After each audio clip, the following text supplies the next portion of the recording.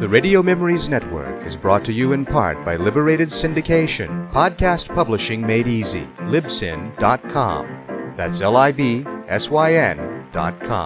Welcome to Sci-Fi. From its earliest time, radio has always been interested in science fiction. Characters leap into your living room as we go on an adventure into time and space. We now go back to the early days of science fiction on the radio and our imaginations with our featured sci-fi presentation. I was alone in a room 100,000 miles from Earth. My body lay dead before me, and yet I spoke and felt and lived. Behind me lay a tortured world. Before me, the moon and destiny. Again, I felt a surge of power, and had I been able to, I would have smiled. My mission was accomplished. No one knew, no one understood. If they had, they would not believe. This was a project 3,000 years old, yet no one had guessed. No one. Listen now to 2000 Plus.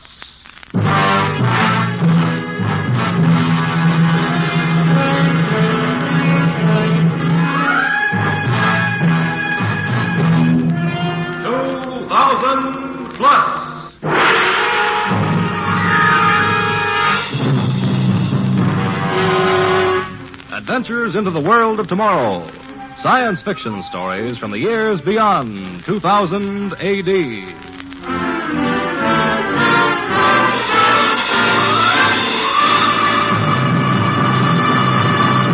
Today, a story entitled The Flying Saucers.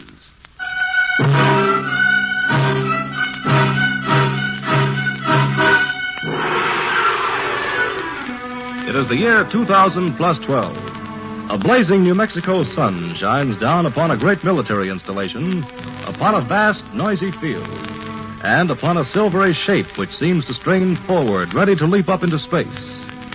In an executive office, a man sits in his chair, his eyes on the great rocket. Behind him, a girl waits for him to speak. Better close that window, Eileen. The noise won't let a man think. Yes, sir. Ah, that's better. I'm ready, Dr. Bronson. Get this on tape as well as in shorthand. It's for the permanent files in Washington. It's got to go out in the next jet. I'll give you a signed sheet of stationery. Send it off to make the 5 o'clock connection. You got that? Yes, sir. Recorder on. The letter to be transcribed over your signature and sent off on the 5 o'clock connecting plane. Right. Heading, top secret. 2, National Scientific Council.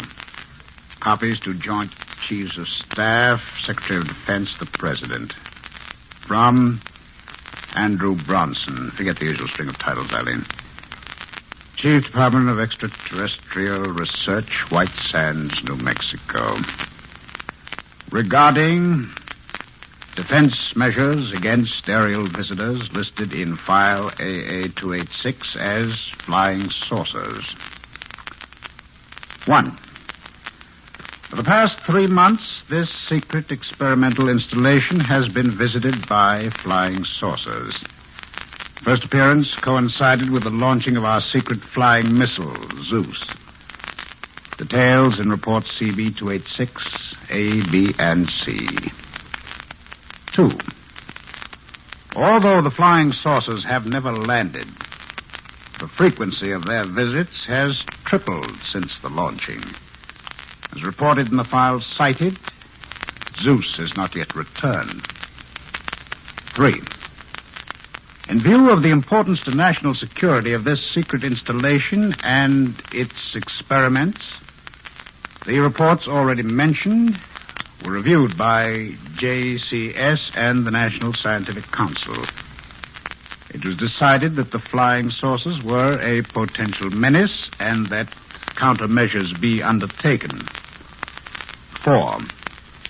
Zeus 2, an improved model of our secret flying missile, has been completed and armed. It is equipped with mass attraction and proximity fuse devices.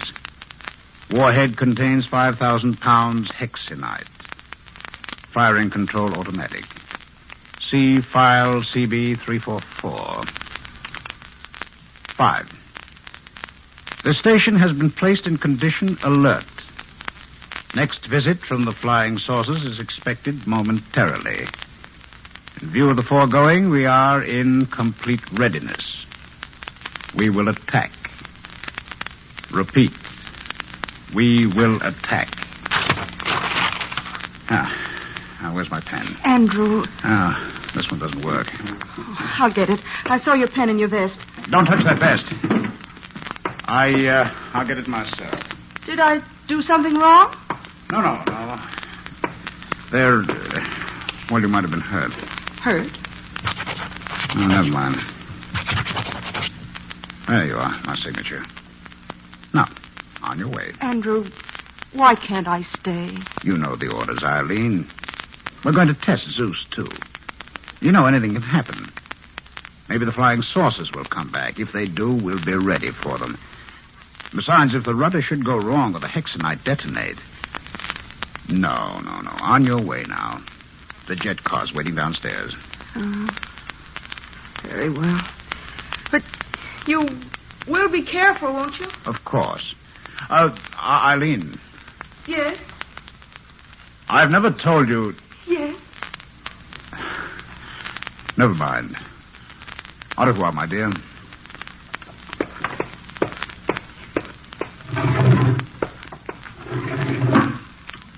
Au revoir, my darling.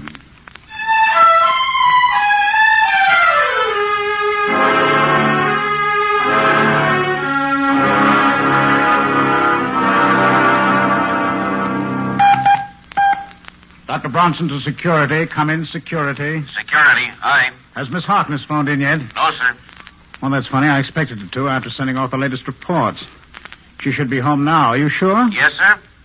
Well, something must have happened to her. Send a security officer to check. What about the setup for the new test? All ready, sir. Oh, that's good. I hope nothing happens. Any report of flying saucers? No, sir, not yet. But, sir, there's something funny about that. Every time we get ready for a test, even one of the minor missiles, one of the saucers appears. That's too much of a coincidence for comfort, sir. Yes, I thought of that, too. You think there's a leak somewhere? Yes, we've checked and rechecked. Nothing. But there's no doubt that someone's passing out information. I see. Of course, we'll keep on checking. Whoever is responsible... Dr. Bronson. Radar control to Dr. Bronson. Bronson here. What is it? Flying saucer detected and registered.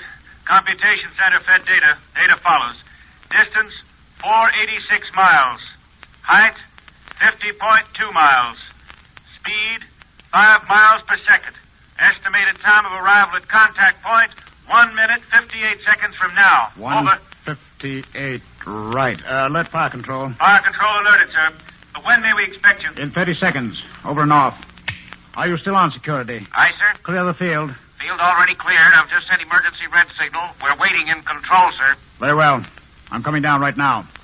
Over and off.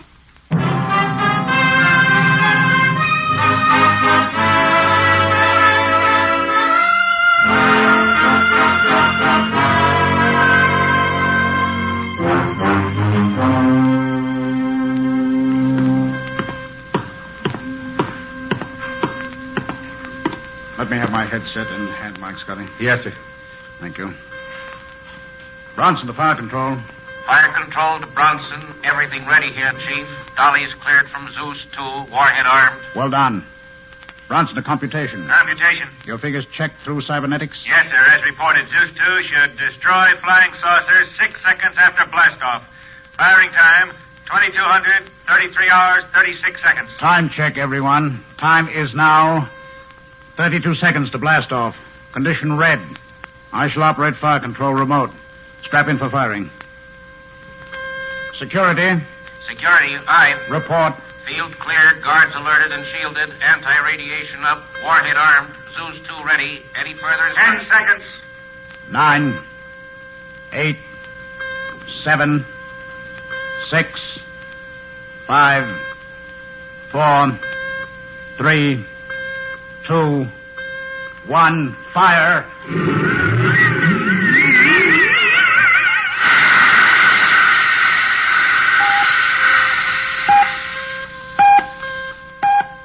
bearing on that trajectory computation? Trajectory established at being Fat Emac. Trajectory correct, sir. Parabolic sound reflectors receiving.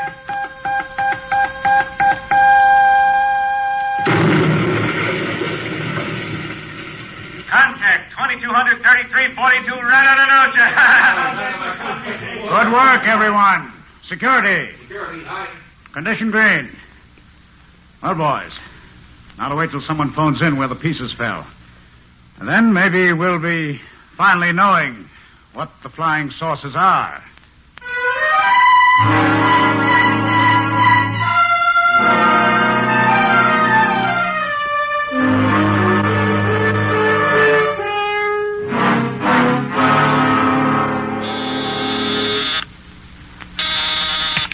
Yes, Scotty. Has security located Eileen Harkness? No, sir, not yet. Captain McDonald is here, sir. He has a man with him, says you should see him immediately. Well, all right, bring him in.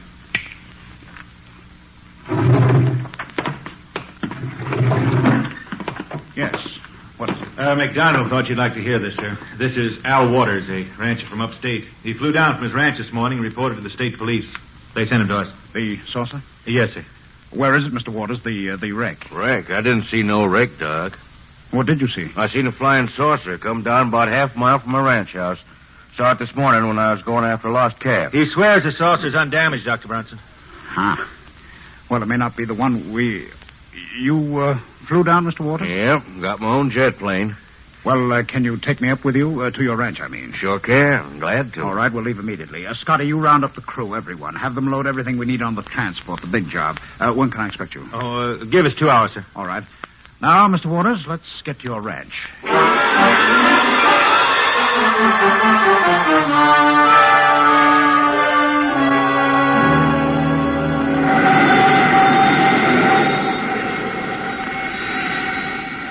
There's the flying saucer, Doc. Where? See them 2 peaks? That plateau between them, you see it? There, now the sun's hit it. It is undamaged. I'm putting her down. Did you see any signs of life? Anything moving? No, sir. Of course, I didn't get too close. I was might leery the thing. I understand. It's just as well you didn't. Hey, wait till she stops rolling, Doc.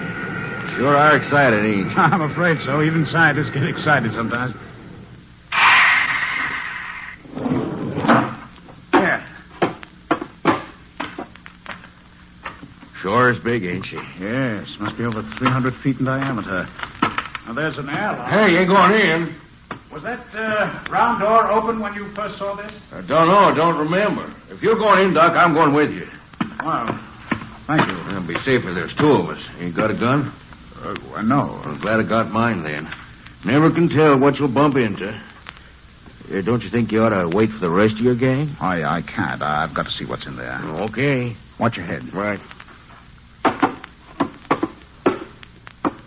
The inner door is still closed. Let's hope it'll open. That will. Look at that. Sure looks complicated, don't it? This must be the control room. I can't wait to inspect Ain't that another door over there? Yes. You'd better stay here. Don't touch anything. I'll see if there's anyone still aboard. Okay, Doc. Keep your eyes open. A larger room. This must be the crew's quarters. There's no one here. Let's... What's that? I felt giddy for a second. Well, I'll take a look through it. Eileen. Eileen, wake up. Wake up. Unconscious. Eileen. Still unconscious. How did she get here? I've got to get a doctor. Waters. What are you doing at that control board? If you look through the porthole, Dr. Bronson, you'll notice that we're miles up. We're still accelerating. We would have been higher if I hadn't to take such care with my takeoff. Waters, are you crazy? Who are you? What are you taking me? Us? You were right when you guessed that this is not the saucer you destroyed. It isn't. You were wrong when you said there was no crew on board. There is. You see, I am the crew. You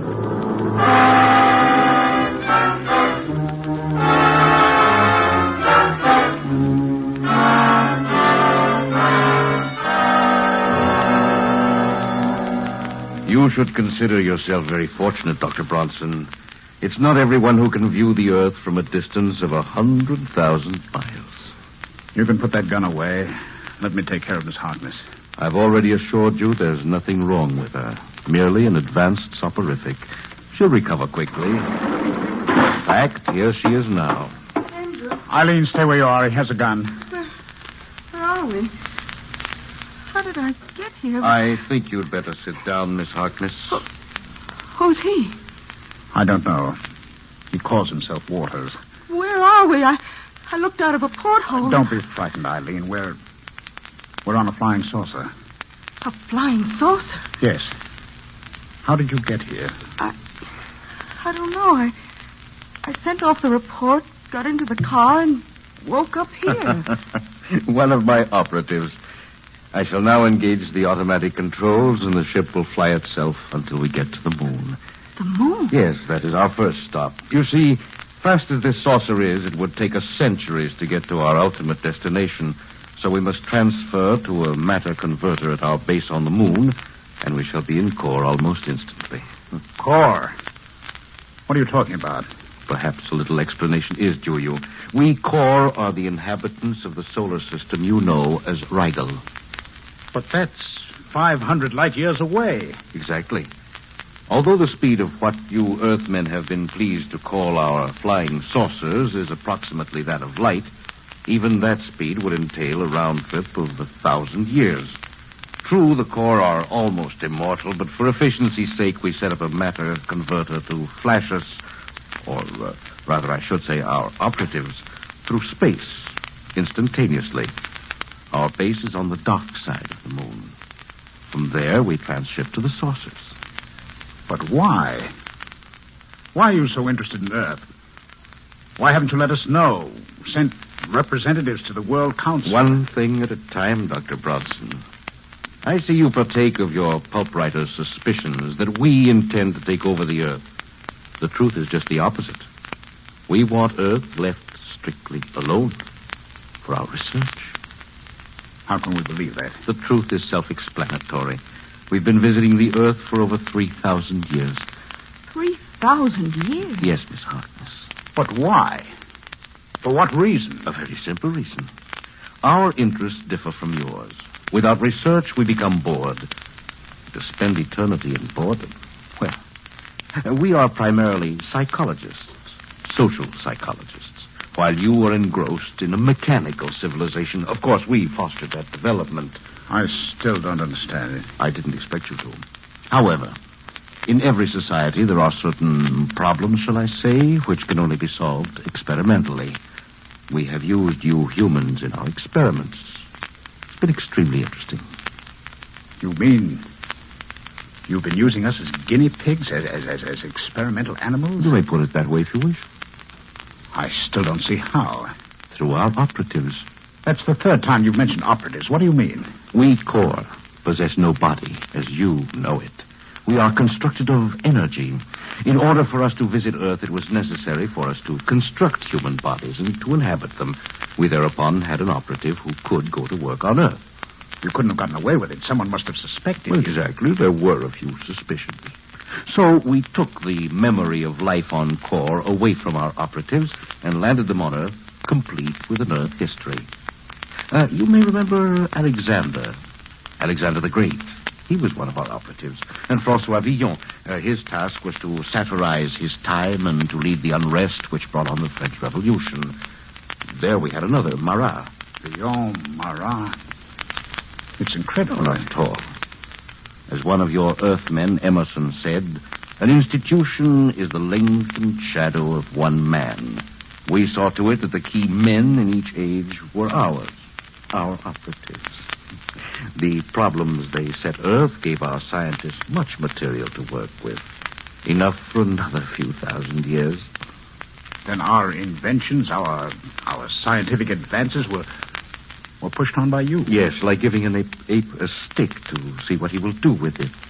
Then Our wars, our revolution? Naturally, wars and revolutions are part of the research. They're all part of the master plan. But don't forget, we fostered genius, too. Why are you telling us all this? Surely that must be clear even to you. You are perhaps the leading scientist in America. Certainly the leading figure in the use of atomic power for extraterrestrial research. A key man. But doesn't that suggest something to you? No. I can't believe it. Certainly, my dear Bronson. You are one of our operatives. You've done your work. But your experiments have endangered our base on the moon. So it's time to transport you back to Core. The signal. We are approaching our base.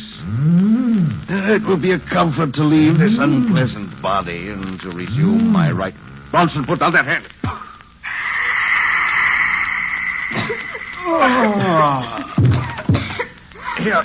Here, put this handkerchief over your nose, Eileen. The gas will clear away in a moment.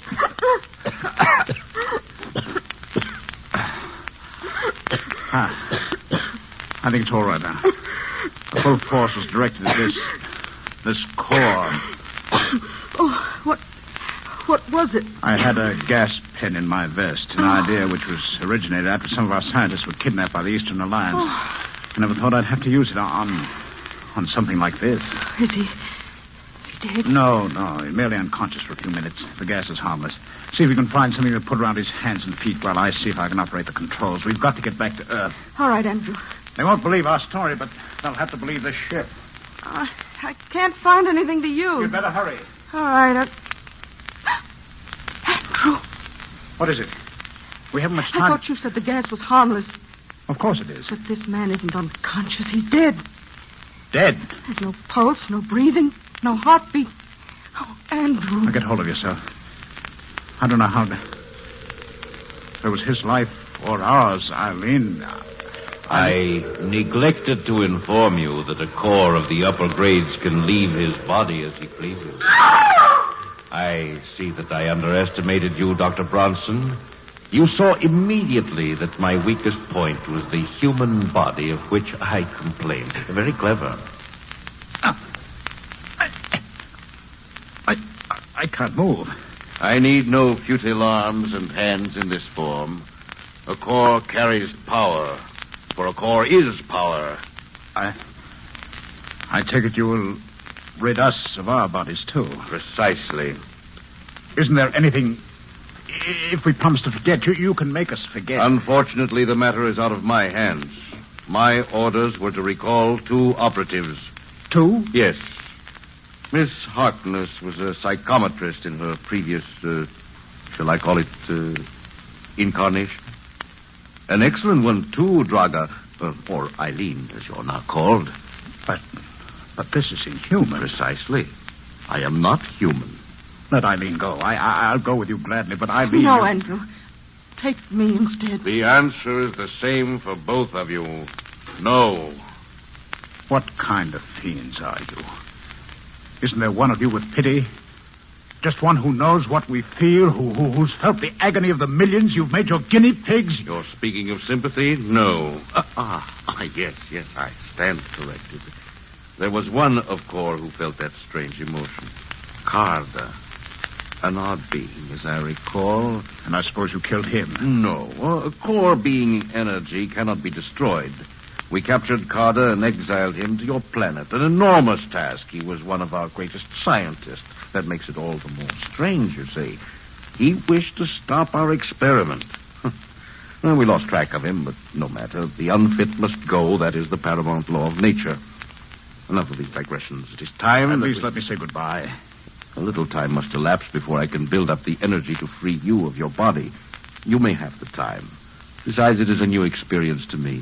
Most interesting. Eileen, darling, it's too late now, but I want you to know I love you. I've loved you ever since you walked into my office 3 years ago. And I love you, Andrew. I always have. I always will. Very touching. Don't be afraid.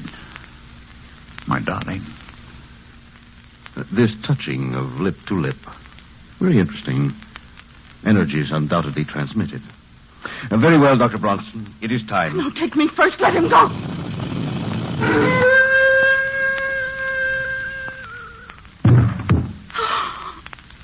Andrew. Your emotion is senseless.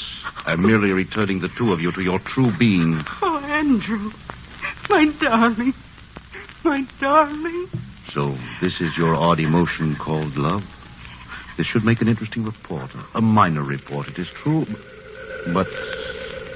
You have done your work, O Loka. You have done your work too well.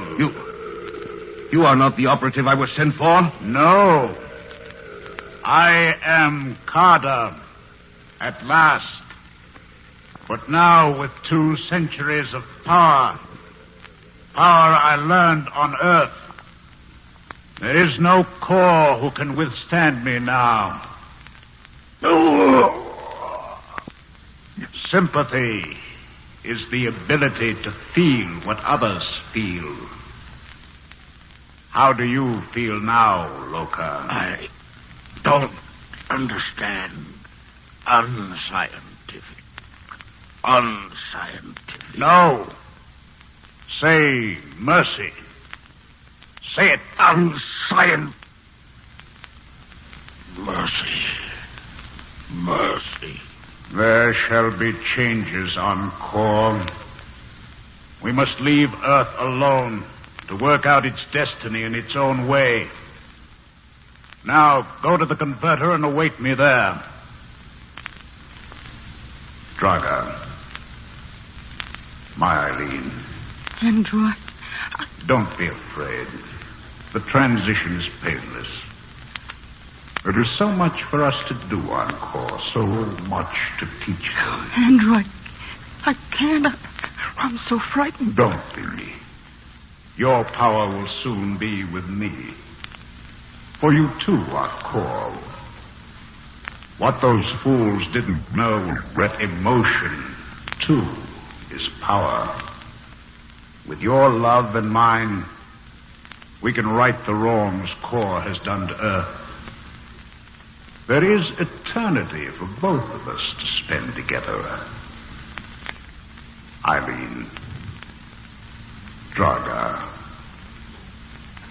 I'm ready. My darling. Now. And forever.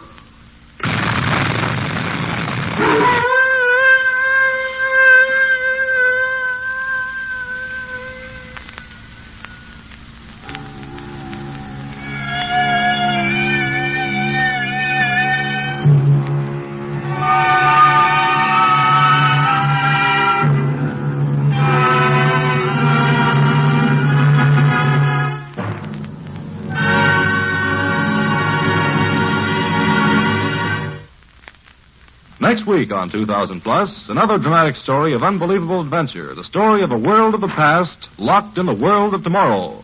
Time out of hand. Be sure to listen.